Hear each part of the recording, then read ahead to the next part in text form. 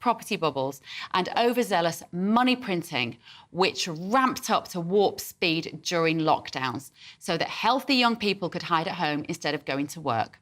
We now know that Boris Johnson knew the true risks.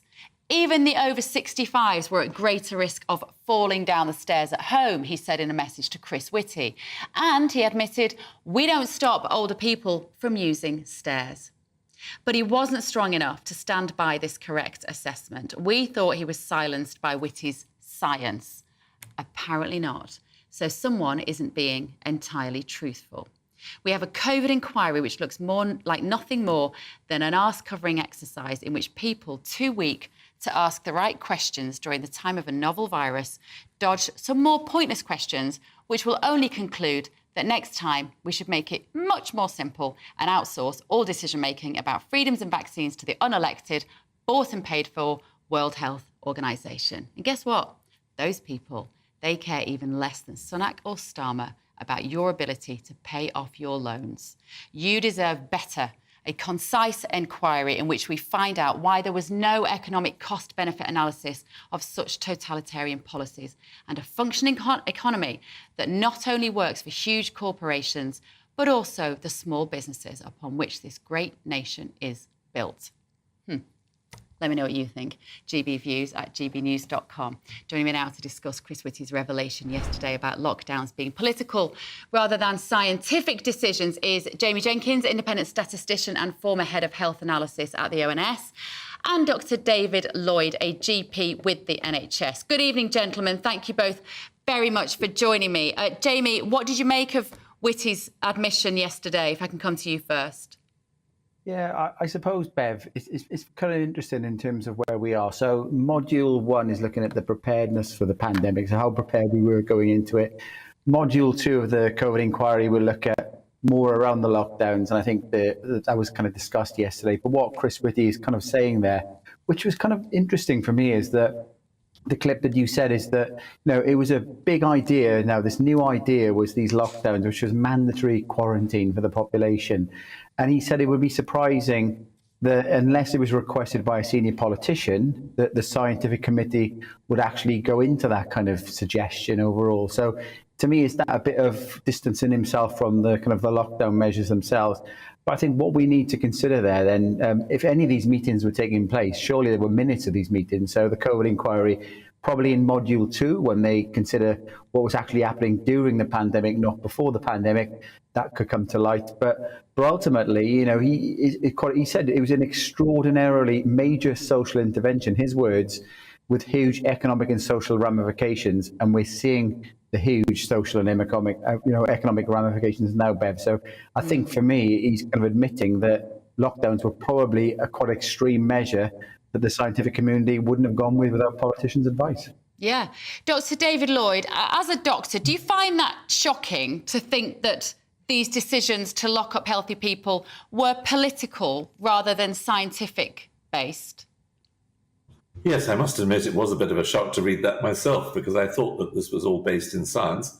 I think they made the right decision, though, because if you look at the rate at which countries locked down, the countries that locked down the quickest have come out of COVID the best and also have the lowest mortality rates. So if it was a politician or a scientist, I don't really mind, except that we were too late to go into lockdown.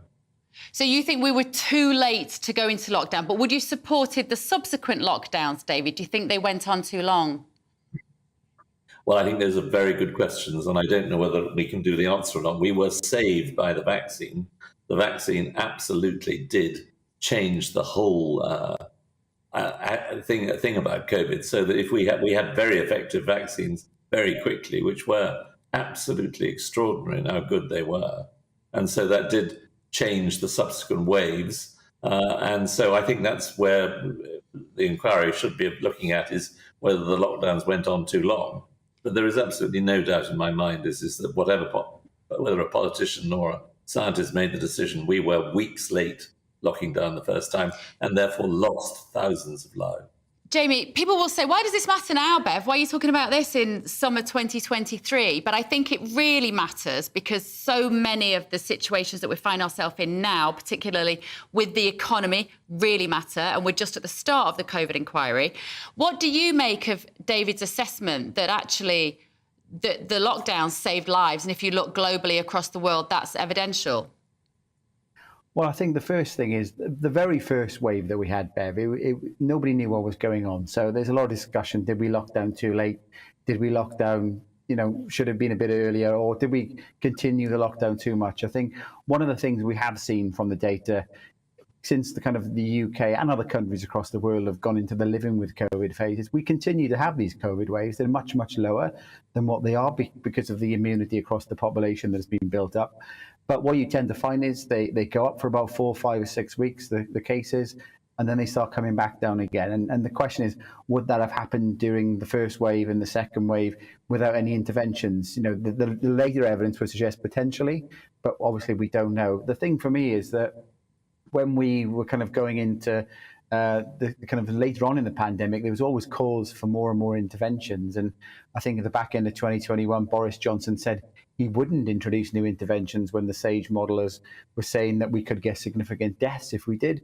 And then we were able to mark the homework there, Bev. And what we saw is that 93% was the deaths were lower than what they were suggesting. So the difficulty when you look in retrospectively back as to what was going to happen, the evidence was suggesting, the modelling was quite clear out. So I've sat in ministers' rooms myself for a time as a civil servant, when you're giving them advice and you're talking them through the data. So if some of the modelling was coming out from SAGE at the very start of the pandemic, no doubt some politicians were saying, well, how do we stop these doomsday scenarios? The big question the COVID inquiry needs to look at for Module 2 is, how good or bad was the modelling? Because politicians wouldn't have been suggesting lockdowns if the modelling, where they were suggesting all these doomsday scenarios, weren't being presented to them. So that's the critical thing for me, Ben. I couldn't agree more. And actually, the modelling, unfortunately, was, like you say, was so wildly off. The Imperial College figures, particularly at the beginning, were just, they said to be 500,000 dead within a matter of months, effectively, and it was nowhere near that. Do you see, David, now in your practice, the people that you're treating now, do you feel a sense of frustration that you had cancers that were missed or treatments that are now backed up and delayed, huge waiting lists, and question the damage that was done and whether it was really worth it? Golly, the first part of your question is absolutely right. My life is now full of patients that are waiting huge lengths of time for operations, that they're presenting with cancers that are too late. And we have a health service that is falling apart because of the stress and the strain that we had during COVID, and then the underfunding and the extraordinary pressures that the NHS is under. So that part is right. But really, there's lots of data out there which does suggest that we were doing some of the right things. I mean, if you look, for instance, at the difference in mortality between Republican states in the USA and Democratic states, the Republican states who locked down late and didn't really take any notice of lockdown and had very low vaccination rates, they had a mortality rate that was 30% higher. And economically, they've come out of COVID much worse off than the Democratic states. I'm not sure that's strictly true, is it, Jamie? I might be wrong. Yes, I see Florida as a very successful case in which there may have been a slightly higher mortality, perhaps, amongst 30%. The elderly from COVID. But when you look now, and that's what the COVID inquiry is about, you've got to look at the cost and benefits of what they're dealing with in this particular point. Has their economy grown? Are there young people suffering mental health? Are their hospitals all backed up like ours are? Can people pay their mortgages because the inflation's gone through the roof, because we were printing quantitative easing to allow people to stay at home? I think it's too simplistic to say, well, look at the mortality rate from COVID at that one window of time. Jamie? Well, ultimately, you've got to look at the broader thing, which is all-cause mortality over a number of years. And one of the things that we do know from the data is that Sweden is a good example where they've got one of the lowest excess mortalities across the world. Now, they didn't introduce the same measures that many countries did. They did have a lot of what you would call voluntary people deciding to restrict their movement and stuff. But ultimately, Sweden comes down, when you look at the excess death charts, as one of the lowest across the world, and they didn't have the kind of the measure that some countries across the world are. I haven't looked, there's so many countries in different states. I haven't looked at the specific questions that Dr. David's talking about there in the United States. But I think ultimately the reckoning in terms of what the COVID inquiry really needs to do is, if Chris Whitty's talking about the fact that this is a step, this is kind of a major step with all the kind of the societal and economic harms, Module 2 is going to be very, very interesting. I'm sure you'll be covering this on your morning show quite regularly, Bev, on this, because ultimately we need to understand what we did wrong during the pandemic. Because if something happens again, we've got to get things much, much better. And for me, one of the things we haven't really got a reckoning in terms of, the big thing is the science was saying we're following the science, but ultimately, were we following the science, or was it a groupthink mentality that we just did what other countries did? So we didn't think that we were out of step, so we would be criticised for not doing certain measures. Yeah, absolutely. Well, it remains to be seen whether anybody feels satisfied by the COVID inquiry, but I think we've got about another 3 years to wait and at least 40 million quid of taxpayers' money before we get there. But gentlemen, we barely scratched the surface. Thank you both so much for joining me this evening. Let me know what you think at home. Do you have any faith that the COVID inquiry is actually going to do what it intends to do? I just feel like it's going to be a bit of a whitewash, actually. As I said, a backside covering exercise maybe for a lot of people who were involved. Right, so you are watching and listening to GB News. Coming up next, my panel will be reacting to that debate with David Lloyd and statistician Jamie Jenkins. Then it's Pride Week. Oh, what you mean you haven't noticed? It started in 1972 in the UK as a much-needed way to eradicate homophobia. Absolutely. Now, 50 years later, isn't it time to stop banging on about who people like to rub up against in the privacy of their own homes?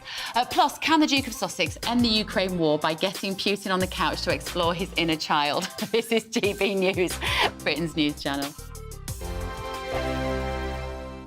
First and foremost, I am a GB News fan, and I was before I was working here. Just love the fact that we're asking the questions that a lot of establishment media won't ask. With a bit of a twist, we not only want to inform you, but we want to keep you entertained. It's worth the drive because you get in and the team's all ready and waiting, they're itching to go, and it's a proper little family. GB News is the people's channel. It's the audience that makes the programme sing. We're giving our viewers and our listeners a voice. I see the thousands of your letters, tweets, emails, you name it, coming in. Britain is broken.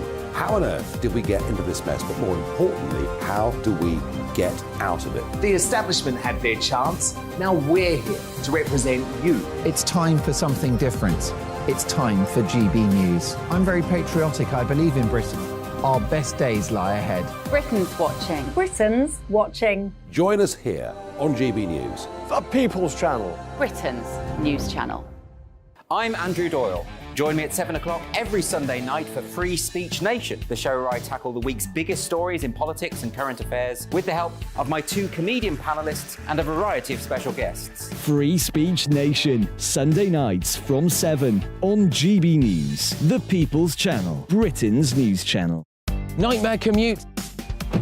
Kick it up a gear with me, Patrick Christie's, at drive time, 3 till 6 p.m, Monday to Friday on GB News Radio. You can listen online and on DAB+, on the smart speaker app, and on the GB News app. And if you've got an Alexa, all you have to say is, Alexa, play GB News. We're also on TuneIn and the Radio Player apps. From the school run to rush hour, get revved up with me, Patrick Christie's, on GB News and GB News Radio. What you get for breakfast is something that, if we do our jobs right, you will wake up to news that you didn't know the night before. It's a conversation. It's not just me and Eamon. We want to get to know you, and we want you to get to know us. From 6, it's Breakfast with Eamon and Isabel. Monday to Thursdays on GB News, Britain's news channel. Westminster is going around in ever-decreasing circles, followed by the media. Britain is broken.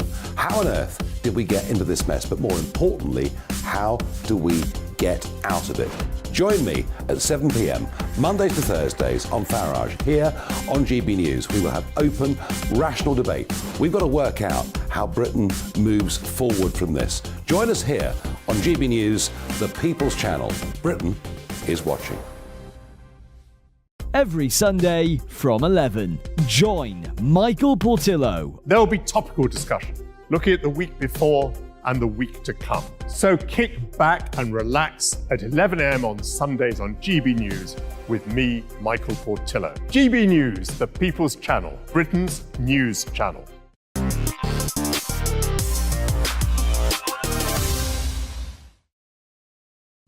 Welcome back. This is Bev Turner here for one night only while Laurence is away. Now, joining me in the studio for the remainder of the show is Rachel Watkin, eco-entrepreneur, and Connor Tomlinson, political commentator.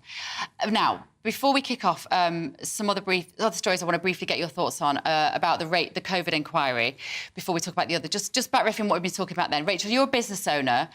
You're probably feeling these difficult financial times at the moment, are you? Yes, we are. Tell us what you do and how it's affecting you.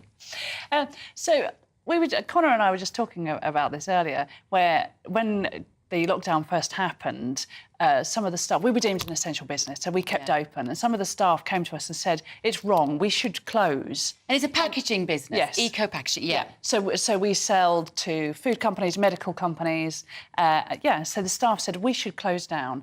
It's not right, we should be at home. So I said, so where is the money going to come from then? They said, from the government, of course. I said, yes, but where from? And when I said to them, but it's coming from your taxes and your pocket, and we're going to be paying for this for years, they didn't understand. And I think that the government did not make everybody aware of these consequences. So in a way, you weren't frightened for whatever reason. You didn't think you were all going to be found, dead in the warehouse one day. Like we saw the footage that China primed us to believe we were all going to faceplant in the street. And of course, some people lost their lives to COVID-19. Of course they did. Yeah. And I don't mean to be disrespectful to those people. However, the proportionality of those responses for businesses, I guess as a business owner, was incorrect. I felt I had a greater responsibility to the staff for their mental health, from an economic point of view, to stay open as opposed to not stay open. Yeah. We had a lot of staff that were working from home, and the mental health crisis. Well, I'm still dealing with it. Yeah. Still dealing with it. Every parent is still dealing with it. Everybody is dealing with it in some way, shape or form. And what I find staggering in all of this is that the scientific research is there from Ian Robbins' study in 2008 about the effects of isolation and the fact that within 48 hours people go mad. Yeah. Well, 1/3 of the population lives on their own. That's right. So, yeah. But do you have any faith that the COVID inquiry under Baroness Hallett is going to look at that sort of decision? I would hope so. And I think that the best that we can hope for is that if we ever get in that situation again, like black box thinking in the aircraft industry, that we will learn from it and then hopefully have a more rounded view next time, if there is a next time. Oh, there will be. The World Health Organization keep telling us it's any minute now, don't they, Connor? It's not if, it's when, isn't it, basically? Do you share Rachel's concerns that we burnt the house down? Yeah, and I think it's going to be a whitewash. And the reason is, if you look at the narrative that Chris Whitty is trying to put out, he's trying to pass blame off onto the politicians and try and make the experts look credible despite burning all of their credibility. Bear in mind, this was the man who was in constant communication with Anthony Fauci over in the US, who led his pandemic response. Anthony Fauci, we know with Francis Collins over at the National Institute of Health, had sent emails out to publicly discredit in lay press outlets the authors of the Great Barrington Declaration, who said we should do targeted shielding. They tried to say these were fringe academics when they were from Harvard, Stanford, Oxford. We also know that over in the UK, we had SAGE trying to run psychological operations on the public, so they'd be weaponising behavioural science to make people terrified enough to stay at home despite the lockdowns not working. And Neil Ferguson, a man who has mismodelled every pandemic beforehand, recommended lockdowns. The government, he has failed upwards despite consistently mismanaging pandemic policy. And he said, well, we saw China did lockdowns, we saw Italy did lockdowns, so we knew we could get away with it. It was not just the politicians, it was the scientists as well, and they are terrified of having egg on their face. Now, obviously, none of those people are here to defend themselves. We have to say they might see that differently, but what I would love to see is those people in front of Baroness Hallett in the COVID inquiry, and for her to ask her those sorts of questions Is she going to do that? I think she has the intention to, but I think considering the government keeps trying to do measures such as block her from even looking at their WhatsApps, the internal communications of pandemic policy at the time, the government are terrified of having any transparency to the public as to how badly they mismanaged the pandemic. Yeah. Rachel, looking at the finances... Sorry, go on. You were going to say something. I was chuckling to myself earlier at the absurdity of 67 million people's lives being controlled on a whiteboard. you mean in Downing Street at that time? Well, this is the glimpse that we're getting, isn't it, of the absolute satire. What do we do with 67 million people? I know, let's get a whiteboard. And on WhatsApp messages, literally on WhatsApp messages. What do you think? Smiling emoji. I mean, it makes a mockery of the idea that we somehow have, the brainiacs in power making these decisions on our behalf. Yeah. You realise they're just sort of winging it. Now, some people would say, well, of course they were winging it. They'd never been in a pandemic before. But that's what frustrates me, because I knew stuff, you knew stuff that they clearly didn't know. But what's even more staggering is if you look at the history of vaccines for COVID were being created in the early 2000s, so they knew it was a possibility. And if you ask insurance companies, I am sure insurance companies had some kind of modelling. They can estimate when we're going to die, so I'm sure that they had modelling of what would happen in a pandemic. Yeah. Conor, in terms of the economy this week and the news that we've had of this interest rate up to 5%, it's just the 13th consecutive rise. Where do we go next? Get your little crystal ball out. You're a clever lad. I love you, Conor. I think you're brilliant. You're just so full of knowledge. Well, somebody has to love me. Well, where do we go? Where does the economy go next? What does this look like, do you think, globally particularly? I think we've cut our nose off to spite our face, particularly in the Ukraine conflict, because we've allowed a parallel economic bloc to rise. That's BRICS, China, Russia, India and the like. And they've got all the rare earth minerals, they've got the gold, they've got the fossil fuels that we're going to need to have energy security. So even if you went with renewables, which don't particularly work, by the way, to try and isolate yourself from the global gas market, then you're going to have to run to China for that. So when this conflict ends, we're going to be in a very precarious position. And the orthodoxy at the Treasury, they're far more focused on central bank digital currencies, so they can surveil every single interaction we do, than fixing their terrible monetary policy since the 2008 crash, which has led them to print money hand over fist. And now they're turning around and saying, oh, inflation is due to price rises. No. Inflation is due to the amount of money you guys have printed outstripping the amount of goods that are on offer. But you don't hear that from the government because it looks bad on them. Is that what it is? Is that why we're not hearing it from the government? Was that what? But I genuinely think when you saw James Cleverly stand up and talk, I think it was yesterday or the day before this week, about the fact that we have this inflation, these interest rises, was because of Ukraine. And I think, does he genuinely believe that? Does he not know anything, or has he been told to say that? I think you have to trot out the party line. We all know the cabinet ministers have collective responsibility, and this is why I think as well the lockdown inquiry will have very little consequence. Pretty much every politician was on board with it. Every single politician from every party voted in lockstep. There's maybe a handful of MPs, like Miriam Cates and Chris Chope, that said, this might not be the best idea, guys. So they can't hit each other on it. They don't want transparency, because if one goes down, they all have to go down by the same standard. Yeah. Rachel, as I say, you've got your business. You're still managing now, presumably. Is it as hard as you've ever known it to run a business with the costs? So what I found staggering was yesterday morning when the politicians were saying, it's a surprise about the inflation still being at 8.4%. And I'm sitting there chuckling to myself going, yes, but that's because you forced a 9.6% pay rise on the minimum wage, which then has to go up through the ranks because otherwise the gaps aren't enough between the levels of management. So how is that not going to lead to inflation? And how is that not going to end up putting all of the pressure on the small businesses? What do you need them to do now? I need them to... our council tax bill on our premises has gone up by 56%. Wow.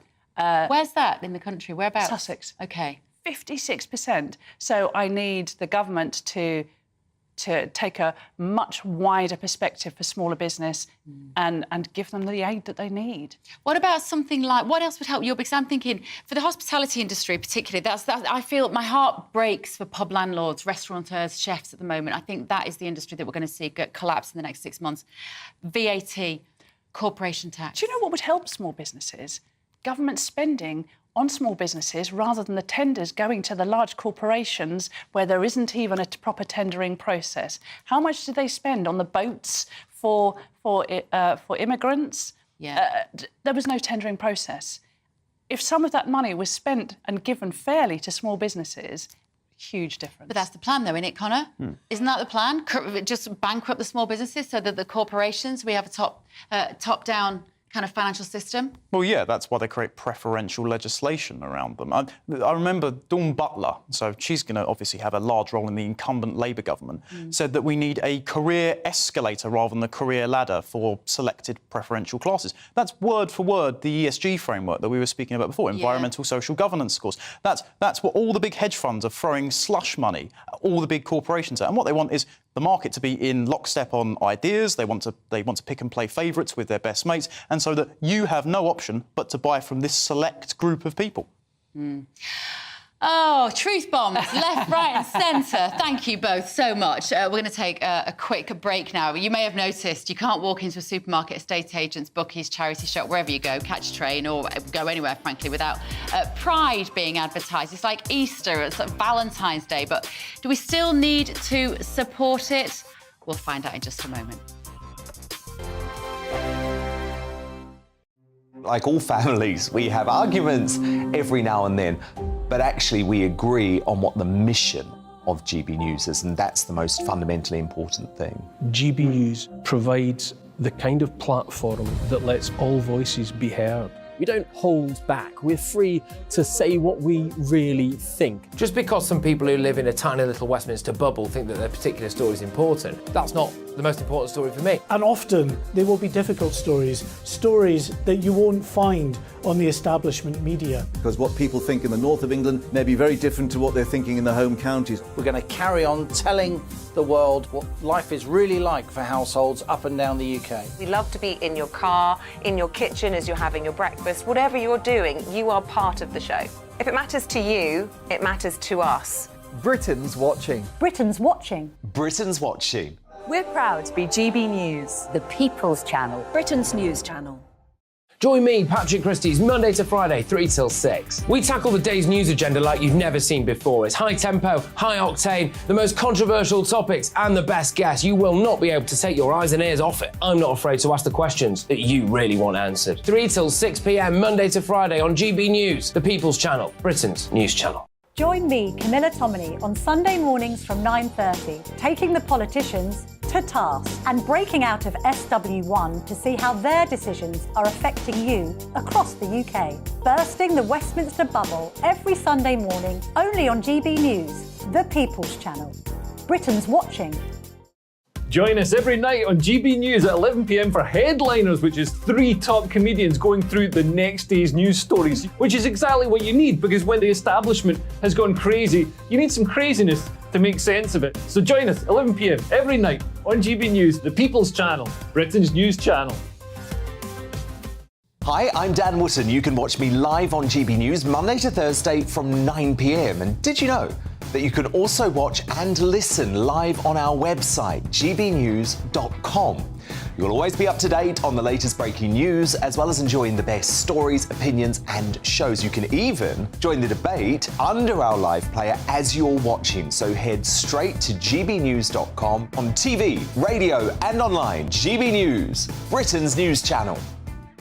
So Jubes and Kerr, we tackle the issues of the day with real robust debate, both sides of the fence, battling it out with me in the middle with my forthright opinions and views. And often really interesting things happen because you start with a position and then by the end of the debate you find actually, well, I might not have thought about that one. What we need in this country is 2 new political parties. You should maybe think about doing a 2024 calendar. I'm Michelle Dewberry and I'm keeping you company right through until 7 o'clock this evening. GB News, the People's Channel, Britain's watching.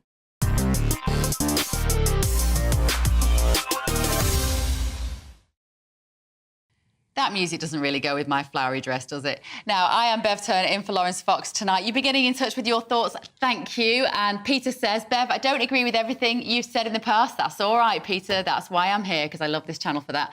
But tonight, you nailed it. Brilliant. Thank you. The problem is, I guess the COVID inquiry will not address any of your comments unless you expose them. Keep up the good work. I try. Stephen has said, this is about our next conversation, which actually tees it up nicely. Being gay is about about where you put your private parts. Why are you reducing it to us, to sex? He said it's primarily about orientation. not sex, the freedom to be you, the freedom to love, freedom from prejudice and discrimination. I am gay, but if I was put in charge of Pride, I would emphasise the above. Interesting. Let's start our conversation then about Pride on that. Conor, I'll come to you. The first Pride, 1972 in the UK. Do we still need it now? For what reason is my question. Now, my objection to Pride is with the LGBTQ+ acronym that ever seems to expand. They put all these identities under one umbrella. This is why the LGB Alliance have tried to break away from the TQ+, which is a gender identity from sexuality. This is something that the viewer just said there. Gay people, it's a private matter, right? Yeah. I'm not particularly interested in hearing about it, but if you're not hurting anyone, quote unquote, whatever, I can't do anything about that. The TQ+, the idea that one, gender identity can change your biological sex by thought is a faulty premise. And all of the medical establishment, all of the activist networks that push trans surgery, trans affirmation, hormones and that as the way of addressing gender dysphoria is doing a grave disservice to people that are suffering from that, people I've spoken to and have befriended. You look at the studies, they are funded by the companies that decide to produce the drugs. Drugs that they're on for life. Yeah, but doesn't the trans... having the trans... community, I don't really like that word, but, you know, the idea of trans people being mingled in with gay people, I don't know whether you're lesbian, bisexual, gay, like you say, I don't mind, whatever. That's part of the problem with Pride, isn't it? That's why it gets kind of mixed up in what people see as being slightly more sort of pernicious ideologies, particularly around children.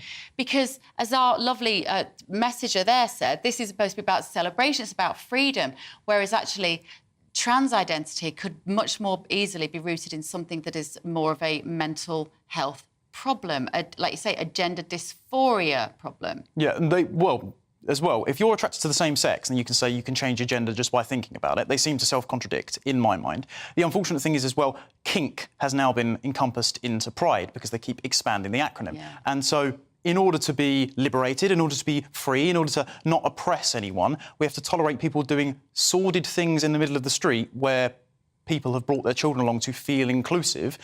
That doesn't create a very wholesome civilization either. And so it's no wonder that, particularly in America, the rates of same-sex marriage or same-sex partnership acceptance has fallen by about 7% in the last year because people are seeing these videos routinely of whether it's Drag Queen Story Hour or Pride Parades and gone, well, that's just disgusting. No, thank you. You shouldn't be walking around in a dog costume in the middle of the day. So in other words, what you're saying is that there's kind of... people are getting whipped up into hating gay people in a way that they haven't done before, because a lot of the material, Rachel, around this celebration now is pretty extreme in terms of your sexual palate. Not your personal sexual palate. We've only just met. I mean, that would be a terrible speculation. But I guess what Conor's point is, you know, do we need it? Simply. So... I am probably from a very different standpoint, and that's because my stepfather transitioned in 1972. Wow. He was ahead of the curve. He was ahead of the curve. And had he probably been able to be himself, he would probably have come out as gay rather than going to the length of transitioning, which back then it just was no. Very rare. Yeah. Very rare. As part of the result of that, we were taken into care because it was deemed by social services that being with a transitioned parent was just no. So, from the point of view of raising awareness and allowing people to be themselves in whatever capacity, I think it's great. People should be allowed to be themselves. And from a commercial point of view, being a small business owner, if people want to buy the merchandise, then let's let them, because at least it stimulates the economy in some way. So do you have lots of eco-friendly, stripy rainbow boxes? Is that what you're saying? Any. I'm missing a gap in the market. You really are, because everyone else is cashing in on it. Yeah. Everyone. And I think that's part of the problem, isn't it? That some gay people are saying, but hang on, it's lost its true meaning. It's like Christmas. It's lost its true meaning now. It's just all about the stuff you can buy. I mean, I walked down the street today with my 12-year-old in Twickenham, and we walked at every estate agent window. I mean, even all the zebra crossings now, like, who's standing up for the zebras? Like, everything is stripy. And I sort of said to her, all I can see is rainbows everywhere. And she said, Mummy, you have to, it's Pride Week.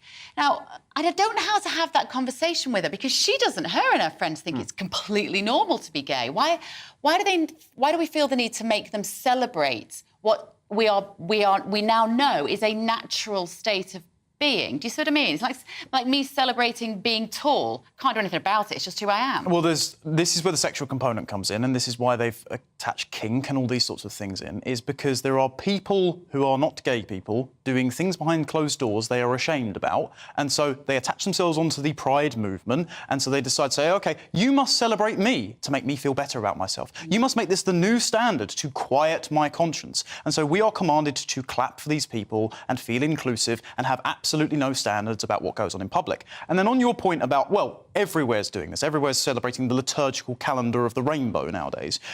Going back to the ESG point, people that aren't familiar with the Corporate Equality Index, it's a scorecard system by the Human Rights Campaign, the biggest LGBTQ+ LMNOP lobbying group in the world. They've got about 400 corporations on it, loads of hedge funds, Vanguard, State Street, BlackRock, George Soros has won a bunch of law firms on it, and they give you a scorecard system, and you are meant to appoint LGBT board members. You're meant to pay for your staff's transition. You're meant to include gay people in your adverts, which is why every single advert has a gay person in it. Yeah. If you do that, you get money. If you don't do that, if you fail one of those things, you're deducted points and you don't get the subsidies. Stonewall has the same thing in the UK, even like Tesco signed up to it. Now, there's a lot of money in this, and that's why every large corporation is signing on to it, even if it puts off customers, like with Budweiser or Target. Then you're missing out, Rachel.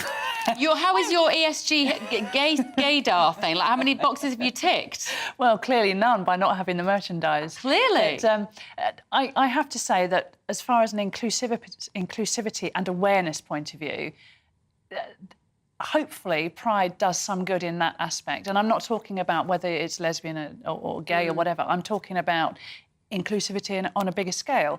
You know, gender bias, unconscious bias. Do you think it does that, though? Or is it not just purely about LGBT, etc., etc.? In my opinion, I don't feel, as a woman, I don't feel like Pride represents my bid for, financial or gender equality. It doesn't represent me. In my pink, fluffy world, I like to think it just broadens people's horizons generally.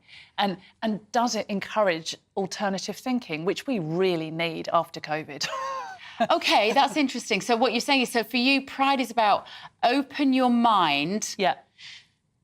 Don't just follow the, let's say, the norm, the overriding, because the vast majority of people, there's still only, a couple of years ago, the latest stats, there's only 3% of people consider themselves to be gay, who identify as gay. That's still it's a tiny number of people, given how much time we spend talking about it and looking at this issue, isn't it, Connor? Yeah, but this comes down to, OK, if someone feels insecure about something, if their sexual proclivity, they become a very, very vocal minority.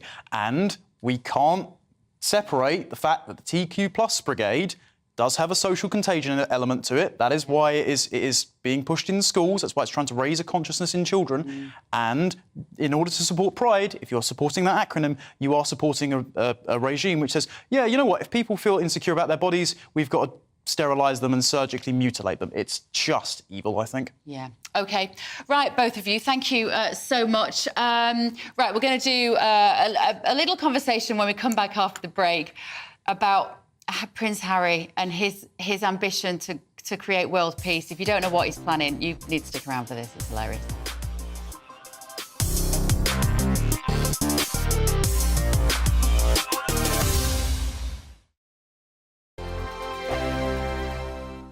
I joined GB News because I was sick and tired of not hearing my views being represented, not just mine, but so many people that I knew and spoke to. I just couldn't get my voice out there. I couldn't say anything. I couldn't do anything. Whatever the narrative was, I kind of had to follow it. GB News is there to provide a voice for those who have been ignored by the establishment media. We think different things. We've got a different style. GB News is here to be optimistic and positive about the future. It's real kind of dynamic and flowing, with the audience very much at the heart of it, like a big family.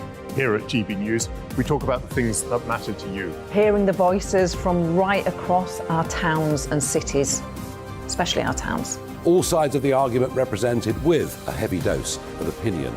We're on a mission here to make a difference. And the GB News family really is here for you, and whatever time of day you can watch or listen. Britain's watching. Britain's watching. We're proud to be GB News, The People's Channel. Britain's news channel. Monday to Thursday, 9 p.m. till 11 p.m. Join me, Dan Wootton. I'll bring you the sharpest takes and hottest debates. Do you not believe in prison? I don't believe in prison. I'm completely stunned. I guarantee you there'll be no spin, no bias, no censorship. I actually was personally quite offended by it. And no reason to go to bed. So I guess they've always been quite woke. That's Dan Wootton tonight on TV, radio and online. Monday to Thursday from 9 p.m. till 11 p.m. on GB News. The People's Channel, Britain's news channel. You've probably seen politicians interviewed 1,000 times, but we do it differently. We find out who they really are, we don't shout, we chat, and hopefully we bring a bit of light, not just heat. Did you know Kate Moss? Apparently. Do you have a pair of jeans or a pair of jeans? No, of course I don't. What would I do with them? My friends are like, oh my God, what's she doing now? Join me every Sunday at 6 for Gloria Meets, only on GB News, the People's Channel, Britain's news channel. Weeknights on GB News from 6 p.m. You'll always get drama. Please stop, Michelle. I know, yeah. Please stop. Should I just shut up? Romance. You like me, I like you. There you go. There you are. Well, don't tell anybody. Adventure. Etc. That's the whole point. But and action. Sergeant, the read my superstar panel that are already at it. They're fighting. It's going to be quite a show. Only on GB News. Britain's watching. In a world of dull and predictable radio and TV shows. Oh, hi. On Mark Dolan tonight, we've got big guests. We drill into the big stories of the day. The show adds up to a brilliant listening and viewing experience. Mark Dolan Tonight is the most entertaining current affairs show ever, and that's a fact. That's Mark Dolan Tonight, Friday, Saturday and Sunday from 9. Only on GB News, Britain's news channel.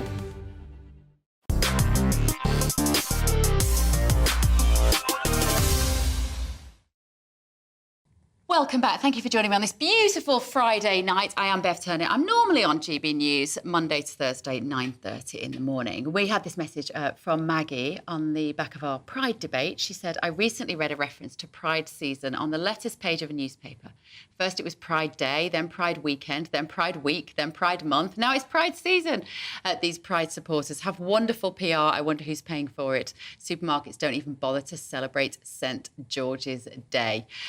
Oof, you're right, Maggie. Now, St. Harry of Sussex believes that he can cure the world of all its ills and prejudices, and he's pitched an idea to be a shrink to Vladimir Putin and Donald Trump. Now, this is how he's lost his Spotify. I'd love to have been a fly on the wall of that meeting, Connor Tomlinson, because they said to him, obviously, who do you want to interview on your podcast? And he's come up with this idea of sitting down with Vladimir Putin to go through his trauma and therefore, presumably, achieve world peace. He doesn't live in the real world, Harry, does he? I don't know what kind of pull he thinks he has.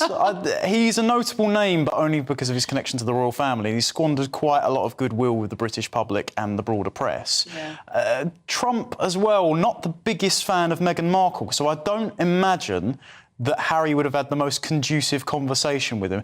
And also, I think Putin might be a little busy. But what is Harry thinking? That's the thing. You know, I just would love to have been in that meeting with Spotify and think of all of those corporate men trying to be cool and creative, but having to kind of blink slowly as he reveals to them his vision for his podcast in which he psychoanalyzes Vladimir Putin. Is it just that Is he just utterly narcissistic, Harry? Is there nobody in his life to tell him you sound like a nutcase? I think his head has been filled with very ideologically unsound sentiments from Meghan Markle, who also has grand designs to influence politics and call up US senators and say, hi, it's a Duchess of Sussex, to try and leverage over legislation. So I think he's just gotten too big for his boots and doesn't realise he looks like a bit of a mug. Feels like it's all coming crashing down a little bit, though, doesn't it, Rachel, for the Sussexes now?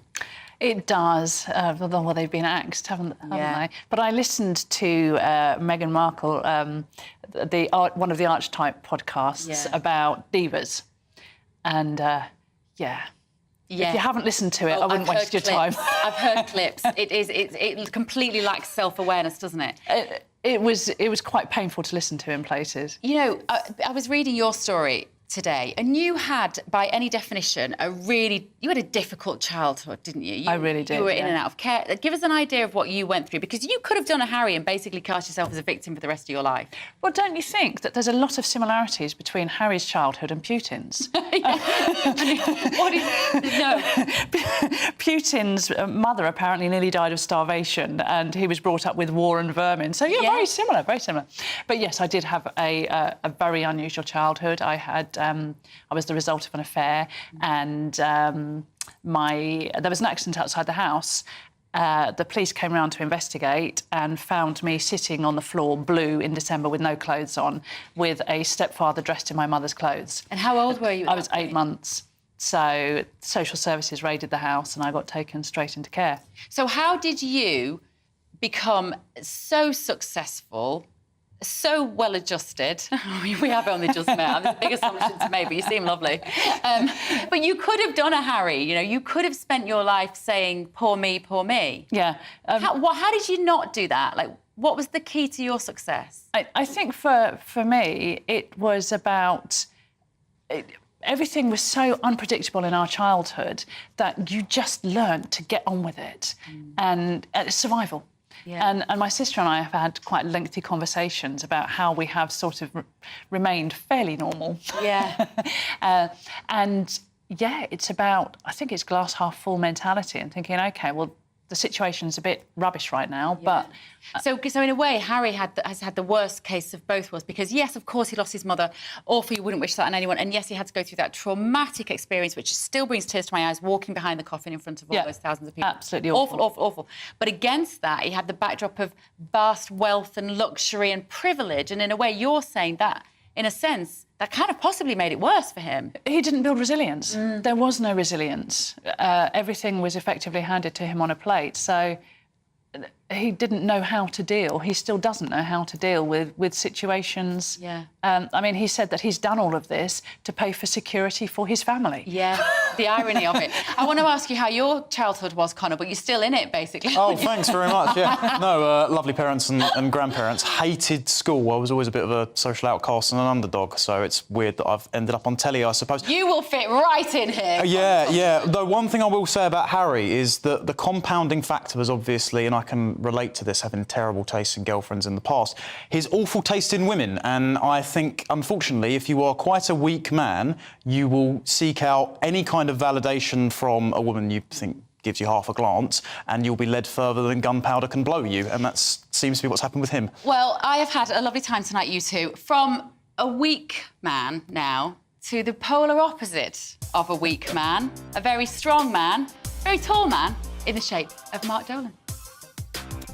Beverly, you're full of confidence. Thank you so much. The heat must have got to you. We've got a really busy 2 hours. It's Mark Dolan tonight from the new time of 9 p.m. In my big opinion, Brexit, 7 years on, my verdict. Let me tell you that this project is constantly proving the doubters wrong. In my take at 10, I'll be reacting to the cat story. Of course, that school in East Sussex, where allegedly one of the pupils identifies as a feline. This is a red line for me. We have crossed the Rubicon. If we don't stand up and call out this woke madness, then we will lose our civilization. Plus, we've got my top pundits reacting to the big stories of the day, including Fleet Street legend Mike Porky Parry. It's all to come. We got my take at 10. We got my big opinion. Plus, your emails, mark@gbnews.com. It's going to be a hot and fun Friday night. Hello there, I'm Jonathan Vautry here with your evening GB News weather forecast provided by the Met Office. It's a warm and humid weekend to come for pretty much all of us, all due to us feeding in winds from the southwest, and that's feeding in this mild air across all areas of the UK. We do still need to watch out for these frontal features pushing their way across through Friday evening, and that could bring quite a lot of rain for parts of Scotland, heavy in places, particularly over higher ground areas. Towards the south and east, staying drier through the night with some clearer spells. Might see the odd mist and fog patch, but for all of us it is going to be a mild and humid night. Towns and cities not dropping much lower than 16-17 degrees Celsius, so it could be quite sticky as some of us head to bed. Into Saturday morning, still some outbreaks of rain for parts of Cumbria into northwest Scotland, gradually pushing their way northwestwards. But generally they'll fade out as we head into the afternoon and the cloud will break up a bit more, allowing those sunny intervals to develop. In that sunshine across Northern Ireland, parts of central Scotland will see temperatures higher than they were on Friday, around the mid-20s, but climbing towards 30 degrees Celsius in the southeastern areas of England. Really will be quite a hot day with some strong UV levels if you are out in the sunshine. Into Saturday evening, that cloud will melt its way off, so there will be some late sunshine that will turn into clear intervals overnight, but it's going to be another humid one for all of us again, 16, 17 Celsius, the lows. Then into Sunday, we are watching this feature as it pushes in from the west, provides quite heavy rain for Northern Ireland, parts of western Scotland, before it eventually moves its way into England, with some thunderstorms developing ahead of that, potential for some torrential downpours and surface water issues. That cold front slinks its way across and opens up the door to some fresher air from the west, but it also allows these further low pressure centres to start moving their way in. So the weekend and into the start of the new working week looks like it will turning more unsettled, but also a little bit fresher. Bye-bye. First and foremost, I'm a GB News fan, and I was before I was working here. Just love the fact that we're asking the questions that a lot of establishment media won't ask. With a bit of a twist, we not only want to inform you, but we want to keep you entertained. It's worth the drive because you get in and the team's all ready and waiting, they're itching to go, and it's a proper little family. GB News is the people's